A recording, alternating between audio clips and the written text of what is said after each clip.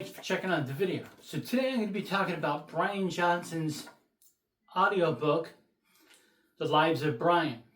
Now he also has another book called Rockers and Rollers. I'm going to be checking out that one. That one seems to be more like it's more geared towards cars and of course, everything that has to do with like driving and automobiles and stuff. I'm going to give it a listen. I'm going to check it out.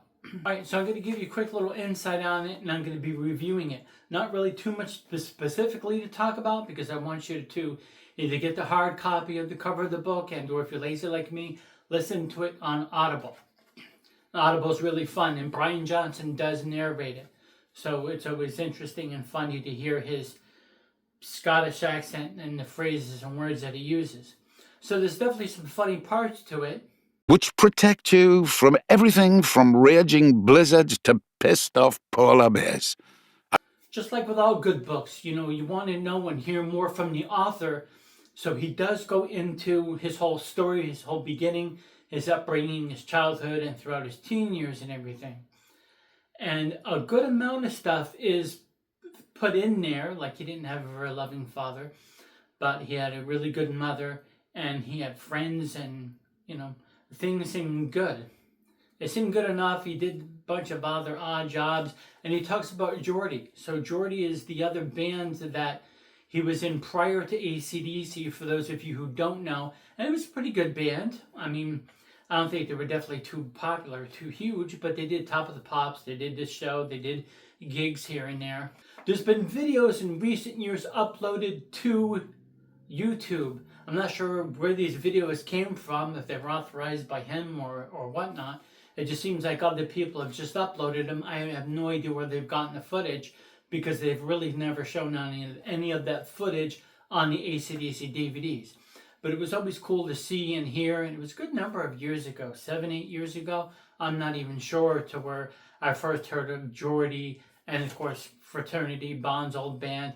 And I really enjoyed listening to those because there's a glimpse at their life before they were in AC/DC. So that's really cool. Finishing touches to an American P-38 Lightning twin-engine fighter bomber, or as the Germans called them, the fork-tailed devil. He talks about the time when he was in London when he had to audition for AC/DC and, of course, do that jingle for the vacuum commercial. Many of you have seen it. I don't know if it's copyrighted. Google it. It's really interesting. It's another one of those weird things like, wow, Brian Johnson did this vacuum cleaner. And this I saw several years ago anyways too, but it was another one of those deals where you're like, wow, he did this jingle even before Back in Black. And just kind of a funny, odd thing.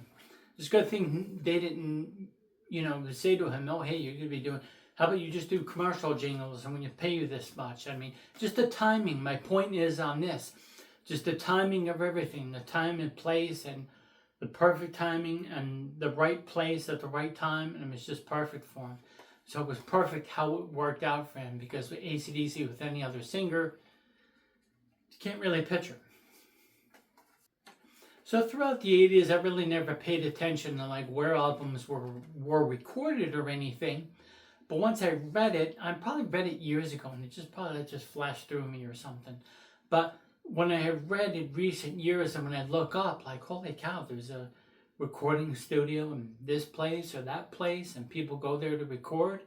You just don't picture that because you don't hear that essence of that place. You don't hear that theme of that place when you listen to specific albums like Back in Black and Who Made Who.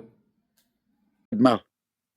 Compass Point, shrugged Peter, to which everyone just nodded and went back to work.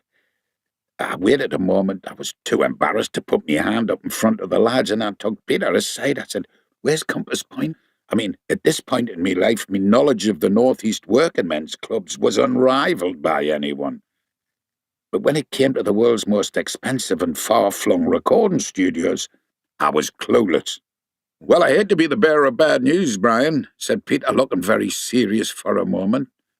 But, and he broke into a grin, we're going to be dragging you to the Bahamas. All right, that's really it. I definitely recommend this book. It's got some really cool stories from Brian Johnson. He talks about a lot of stuff throughout the early years and right up until once they were recording Back in Black.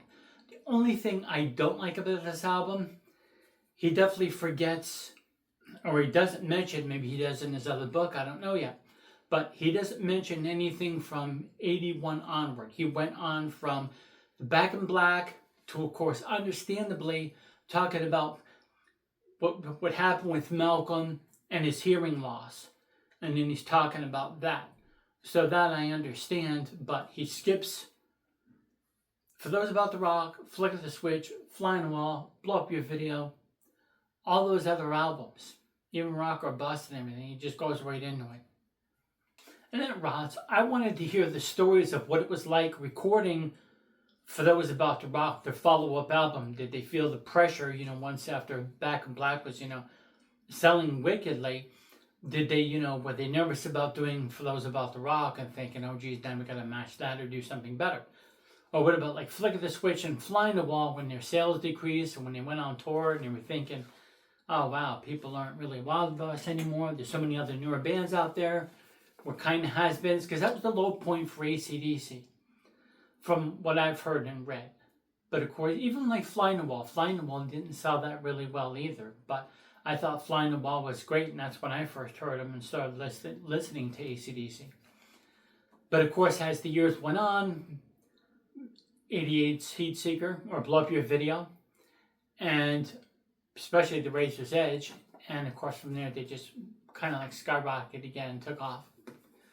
Well, that's all I have for today. So once again, it's a pretty good book. My only complaint about it is that Brian Johnson completely leaves out like the 80s and 90s era of AC/DC, where he doesn't talk about any of those albums or anything. I really would have enjoyed to hear all those stories. I wouldn't have cared at all if the book was, another like 3 hours long after that. Or because of like with those stories added in there, I would have loved it. It would have been cool. But anyways, thanks for checking out the video. See you later. Now, me very own call signal. Whiskey Oscar 111. Not the